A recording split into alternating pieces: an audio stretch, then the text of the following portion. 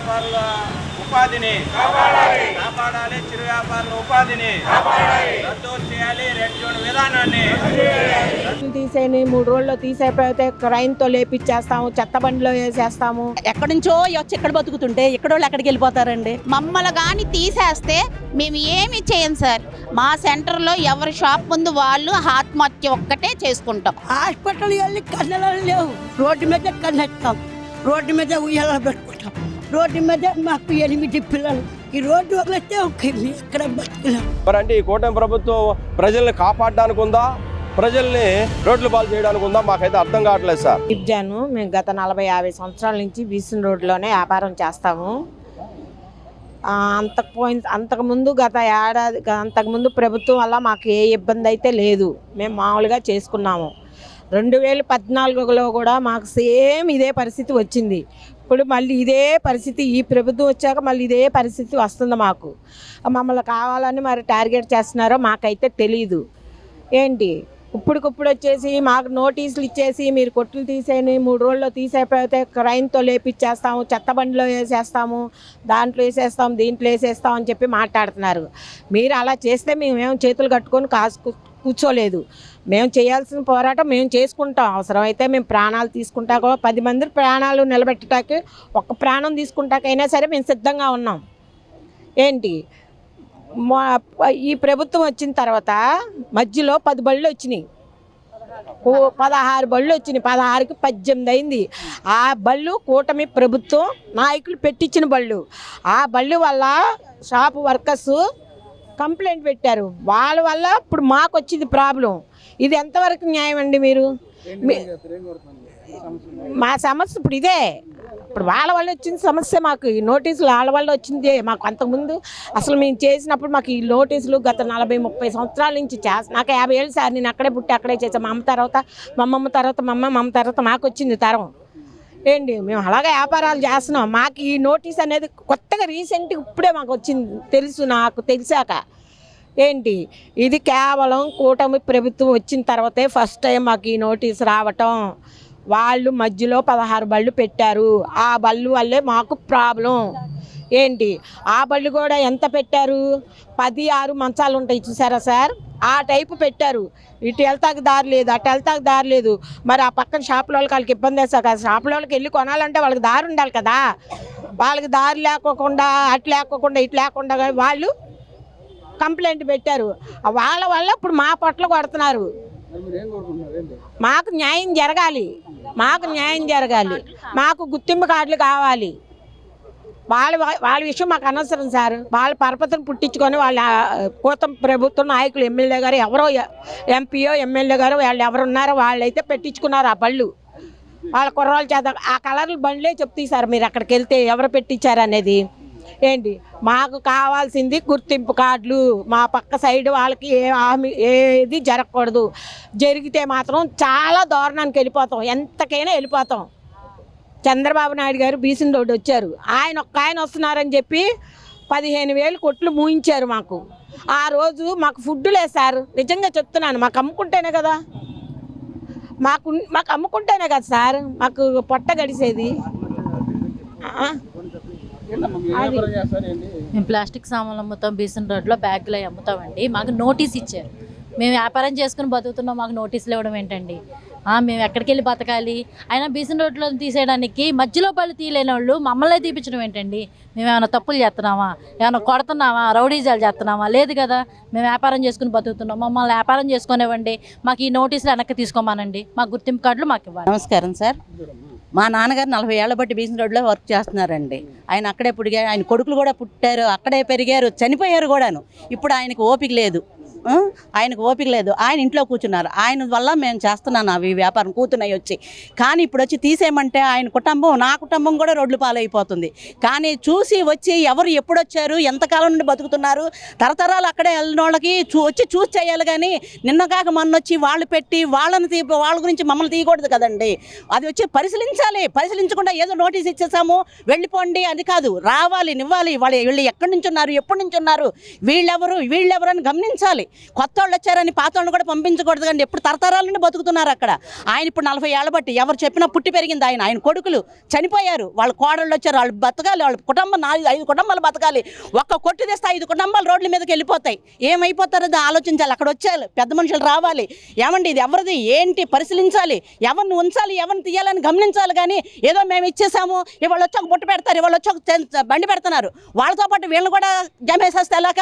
ఏదో మేము 1 లక్ష రూపాయలు ఇచ్చాం, మా అధికారు ఉన్నారు మాకు వెనకాల అండని చెప్పేసి వాళ్ళు వచ్చి నా ముందు పెడుతున్నారు. నా ముందు పెడితే వాళ్ళని తీపించకుండా నన్ను తీపిస్తే ఎలాగండి? అది గమనించాలి. పెద్దోళ్ళు రావాలి, ముందుకు రావాలి. ఏదో వెనకాల నుండి వీళ్ళని పంపించడం కాదు. పెద్దోళ్ళు వచ్చి అక్కడ నించొని ఒక సభ మొన్న వచ్చారు చంద్రబాబు నాయుడు గారు, పరిశీలించారు, ఆయన చూశారు. అలాగే ఇప్పుడు కూడా వచ్చి నించొని మీరు ఎప్పటి నుండి చూస్తున్నారు, మీ పుట్టుపూర్వక ఏంటని గమనించాలి, మాట్లాడాలి. మాట్లాడి వీళ్ళెవరు వాళ్ళెవరు ఎప్పుడు ఉన్నారు ఏంటి వాళ్ళ పిల్లల భవిష్యత్తు ఏంటి అని ఆలోచించి చెయ్యండి, తొలగించండి. ఏదో బతుకుదేరు ఉన్న వాళ్ళని బతికే వాళ్ళని కాదు, అందరికీ ఒకటే పెడితే ఎలాగండి? అందరికీ పెట్టకూడదు. మంచోళ్ళు చెడ్డోళ్ళు ఉంటారు, దాన్ని గమనించుకోవాలి, మీరు ఆసరా చూసుకోవాలి. దీని మీద ఎంతమంది బతుకుతున్నారు? ఇది తీసేస్తే దీని మీద 5 కుటుంబాలు రోడ్లు పాలైపోతాయి. 2 కొడుకులు చనిపోయారు ఆయనకి, కృష్ణా గారికి 2 కొడుకులు చనిపోయిన ఆయన వయసు అయిపోయింది, వాళ్ళు 75 ఏళ్ళు. ఆ నడి రోడ్డు మీద ఆయన గురించి నేను వచ్చి ఒక కూతుర్ని చేస్తున్నానంటే ఇప్పుడు తీసే 3 రోజులు తీయాలంటే ఎక్కడ తీస్తారండి? ఎక్కడ తీసి వెళ్ళిపోతారు? ఎక్కడికి తీసి వెళ్ళరు. మీరు రావాలి, పెద్ద మనుషులు రావాలి. ఏదో వీళ్ళని పంపించేసి వీళ్ళు ఇప్పుడు వచ్చారు వాళ్ళు ఎప్పుడు వచ్చారని కాదండి. పెద్ద మనుషులు రావాలి, తారతమ్యం ఫస్ట్ నుండి గమనించాలి. ఎవరెప్పుడోళ్ళు అందరినీ చూసుకొని మాట్లాడాలండి. అంతేగాని ఏదో తీసేయండి, నోటీస్ ఇచ్చాం మేము వచ్చి తీసేస్తాము, రోడ్లు పాలైపోతామండి. అలాగా రోడ్లు పాలు అవ్వకుండా అందరినీ బతికించాలండి. చచ్చిపోవడాలే 5 కుటుంబాలు, 1-2 కూడా కాదు, 5 కుటుంబాలు అలా చావనివ్వకుండా 10 కాలాలు మీ పేరు నిలబడాలంటే మీరు అందరికీ చక్కగా న్యాయం చేకూర్చండి. అందరికీ న్యాయం చేకూర్చాలి. రండి, గమనించండి, వాతావరణం చూడండి, మాట్లాడండి. మీరు ఎప్పుడోళ్ళు మీకేంటి పరిస్థితి అనండి. ముందు వెనక చూసి మాట్లాడాలి కానీ ఎంత ఒకేసారి తీసి రోడ్లు పాలు చేయకూడదు కదండి. ఎక్కడికి వెళ్ళిపోతారండి ఇంతమంది జనం ఎక్కడికి వెళ్ళిపోతారు? ఇంకొక దగ్గర వలస వెళ్ళిపోవడానికి ఏమైనా ఉందా? ఎక్కడి నుంచో వచ్చి ఇక్కడ బతుకుతుంటే ఇక్కడ వాళ్ళు ఎక్కడికి వెళ్ళిపోతారండి? అది కూడా చూడాలి కదా. ఎక్కడి నుండో వచ్చిన వాళ్ళకి ఇక్కడ మనం ఆశ్రయిస్తున్నాం, మన విజయవాడలోను. అలాంటిది మనమే ఎక్కడికి వెళ్ళిపోతాం? మనం ఇక్కడ వాళ్ళం, పుట్టి పూరికం ఇక్కడ వాళ్ళం, ఇక్కడ పుట్టి ఇక్కడ పెరిగిన వాళ్ళం. ఇక్కడికి మనకే అండలేకపోతే ఇంకెక్కడికి వెళ్ళి బతకగలం చెప్పండి? అది కొద్దిగా పెద్ద మనసు చేసుకొని అధికారంలో ఉన్నందుకు ఆయన మనకి చేయూతనిచ్చి మంచి చేయాలని కోరుకుంటున్నానండి. సార్ నా పేరు గౌరీ సార్, నేను ఫ్యాన్సీ బండి చేస్తాను. మాకేమో అంతకుముందు ఒకసారి నోటీసులు ఇచ్చారు, దానికి మేము రిప్లై ఇచ్చాము. మొన్న మళ్ళీ శనివారం వచ్చి మళ్ళీ నోటీసులు ఇచ్చారు. ఇచ్చేటప్పుడు కూడా పోలీసు వాళ్ళని మిలిటరీ వీళ్ళందరినీ తీసుకొని వచ్చారు. మీరు 3 రోజుల్లో ఖాళీ చేయకపోతే మేము బలవంతం చేసి మీ సామానం అంతా తీసి పడేస్తామంటున్నారు. ఇది కరెక్ట్ కదా సార్? కాదు, మేము ఎన్నో సంవత్సరాల నుంచి అక్కడ వ్యాపారాలు చేస్తున్నాం. అలాంటిది ఇప్పుడు మీరు తీసేయండి అంటే మేము ఎక్కడికి వెళ్ళాలి? ఇప్పుడు మా బతుకు తెరువు కోసం ఏంటి? మేము చదువుకున్నాము కానీ మాకు ఏ ఉద్యోగాలు లేవు, కానీ మా జీవనోపాధి మా అమ్మ తర్వాత మేము చేసుకుంటున్నాము. ఇప్పుడు ఈ వ్యాపారం చేస్తేనే మా ఇంట్లో గడిసిద్ది. అలా అని ఎవరికి సొంత ఇల్లు లేవు, అద్దులు కట్టుకోవాలి, కరెంటు బిల్లులు చేసుకోవాలి, ఇంట్లో గడపాలి. హాస్పిటల్కి గవర్నమెంట్ హాస్పిటల్ చూస్తే అక్కడ సరిగ్గా లేవు. ఒక పక్కన రోగాలతో బాధపడాలా, ఇంటి సమస్యలతో బాధపడాలా, వ్యాపారాల కాడ బాధపడాలా? ఎప్పుడో ఉన్న వాళ్ళని మధ్యలో వచ్చిన బండ్లోని తీయమంటే మా జోలికి వస్తున్నారు. పక్కన ఉన్న వాళ్ళకి ఏ హాని లేకుండా చూడమని మేము అడుగుతున్నాం అంతే. మాకేం లేదు, గుర్తింపు కార్డులు కావాలి. మమ్మల్ని కానీ తీసేస్తే మేము ఏమి చేయం సార్. మా సెంటర్లో ఎవరి షాప్ ముందు వాళ్ళు ఆత్మహత్య ఒక్కటే చేసుకుంటాం. కుటుంబం మొత్తం చెప్తున్నాగా, నా కుటుంబం పోతే 10 మంది కుటుంబాలు బాగుంటాయంటే నేను ముందు రెడీగా ఉండేది నా కుటుంబమే. ఎందుకంటే నేను 10 మంది పోయినా 100 మందికి మంచి చేసిద్దంటే నేను చచ్చిపోవటానికైనా రెడీగా ఉంటా. ఎందుకంటే ఎన్నో ఏళ్ళ మట్టి అక్కడ వ్యాపారాలు చేస్తున్నాం. 4 దిక్కులు అది బీసన్ రోడ్డు, ఎక్కడి నుంచో వచ్చి బీసన్ రోడ్లో లేబరు అంతా క్లాస్ అండ్ మాస్ అని అందరూ వస్తారు. అలాంటిది ఇప్పుడు మా వ్యాపారాలు తీసి మేము ఎక్కడికి వెళ్ళమంటారు చెప్పండి? ఊరు చివరికి వెళ్ళి మేము బతకాలా? ఇక్కడే సదుపాయాలు లేవు, ఒక టాయిలెట్లు లేవు, ఏమీ లేవు. రోజుకి టాయిలెట్కి వెళ్ళాలంటే 10 రూపాయలు. అలా ఎన్ని 10లు ఇవ్వాలి మీరు చెప్పండి? సరేలేని మా డబ్బులతో మేము వెళ్తున్నాం. అలాంటిది మా పొట్ట తిప్పలే తీసేస్తామంటే మేము ఇంకేం చేయాలి సార్? ఎమ్మెల్యే గారు, ఎంపీ గారు అప్పుడు ఎలక్షన్ల ముందు మీకు ఏ హామీ వచ్చినా నేను ఉంటానని హామీ ఇచ్చారే, ఇప్పుడు రావాలిగా? మేము ఓట్లు వేస్తే కదా వాళ్ళు గెలిచింది. మేము ఓట్లు లేకపోతే వాళ్ళు గెలవరు కదా. ఇప్పుడు రమ్మనండి, ఆ ఎమ్మెల్యే అయినా ఆ ఎంపీని ఇప్పుడు రమ్మనండి. మేము వెళ్తుంటే మా మొహాలు కూడా చూడట్లేదు. అసలు పట్టించుకోవట్లేదు. అమ్మా మీకు చిరు వ్యాపారస్తులకి ఏ సమస్య వచ్చినా నా తలుపు కొట్టండి నేను ఉంటానని ఎమ్మెల్యే గారు, ఎంపీ గారు అందరూ చెప్పారు. అలాంటిది మేము వెళ్తుంటే మా అసలు బయట నుంచి బయటకే పంపించేస్తున్నారే కానీ మా సమస్య ఏంటో అనేది తెలుసుకోవట్లేదు. మరి ఇది రాజకీయం ఏమంటారో మరి ఏమంటారో మాకు తెలియదు సార్. మాకేంటంటే మాకు గుర్తింపు కార్డులు కావాలి సార్.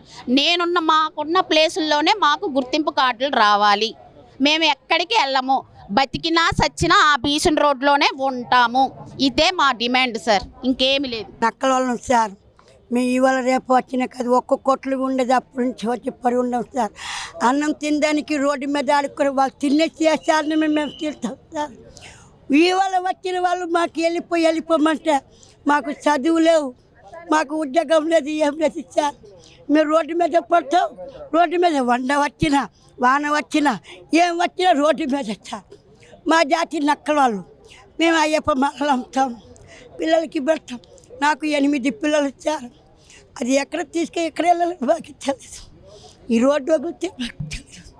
మా నాన్న మా అమ్మ కన్నేసి ఆ రోడ్డు మీద వదిలేసి వెళ్ళిపోయారు. అక్కడక్కడే పిల్లలు కన్నేసాం, అక్కడక్కడే పడి ఉన్నాం. హాస్పిటల్ వెళ్ళి కన్నెలు లేవు, రోడ్డు మీద కన్నేస్తాం, రోడ్డు మీద ఉయ్యాల పెట్టుకుంటాం. రోడ్డు మీద మాకు 8 పిల్లలు, ఇదన్నీ 8. వాళ్ళకి వదిలేసి మాకు చోట్లు లేవు, ఎక్కడెక్కడ జాతర లేవు, అక్కడక్కడ వెళ్తాం. ఇంకా ఏం లేదు. మా జాతి లెక్కల వాళ్ళు మేము పూసలు అమ్ముకుంటాం. ఎవరి అన్నం తిని వస్తే ఆ అన్నం మేము తింటాం. ఎంగిలి తినేవాళ్ళం మేము. రోడ్డు మీద వేసినా రోడ్డు మీద తింటాం. అలాంటి వాళ్ళు వచ్చారు. ఈ రోడ్డు వదిలేస్తే మేము ఎక్కడ బతికలేం, చచ్చిపోమంటే చచ్చిపోతాం. నా పేరు మస్తాన్ సార్. నేను బీసన్ రోడ్లో హాకర్స్ యూనియన్ వైస్ ప్రెసిడెంట్ అండి. నేను బీసన్ రోడ్ వచ్చి దగ్గర 40 సంవత్సరాలు అయిందండి. ఈ 40 సంవత్సరాల్లో మమ్మల్ని కాస్త వెనక్కి జరపండి, ఎదరికి జరపండి అని చెప్పడమే తప్ప పూర్తిగా మీరు వెళ్ళిపోవాలని ఏ రోజు కూడా మాకు విఎంసీ అధికారులు చెప్పలేదండి. గతంలో ఒకసారి మాత్రం మమ్మల్ని పూర్తిగా ఇదే టీడీపీ ప్రభుత్వంలో మమ్మల్ని పూర్తిగా తొలగించమని, మీరు వెళ్ళిపోవాలి, ఇక్కడ బతకడానికి అవకాశం లేదని చెప్పిన తెలుగుదేశం ప్రభుత్వం ఆ రోజు అప్పుడు మున్సిపల్ కమిషనరు ముట్టడి చేసిన తర్వాత ఆ రెడ్ జోన్లతో సహా అన్నీ తీసేశారండి. తర్వాత 2018లో మాకు గుర్తింపు కార్డులు కూడా ఇదే తెలుగుదేశం ప్రభుత్వం ఇచ్చిందండి. అప్పుడు మేము ఉండడానికి ఉన్న అర్హత ఏంటి, ఇవాళ మేము వెళ్ళిపోవడానికి లేని అర్హత ఏంటో మాకు అర్థం కావట్లేదండి.